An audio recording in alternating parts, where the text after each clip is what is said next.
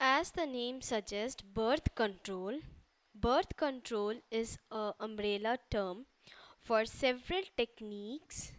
It is an umbrella term for several techniques and methods that are used to prevent fertilization or to interrupt pregnancy is known as birth control. The definition for it: the prevention of pregnancy with the help of various technique, devices, chemicals, drugs. It is various techniques,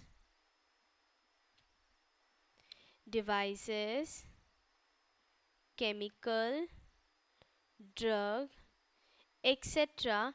is known as birth control, that is controlling of birth. Now, according to the technique used, whatever the technique used, the birth control is of three types. Birth control is of three types according to the method or technique used. Birth control is widely used just to avoid the chances of pregnancy or to avoid premature pregnancy. Birth control method is used. This method can be acquired by various process. The first process is known as the first method is known as the barrier method. Barrier method is usually in the form taken as diaphragm. Male or female condoms are the method to control the birth. They create a barrier for sperm to get fuse with the egg.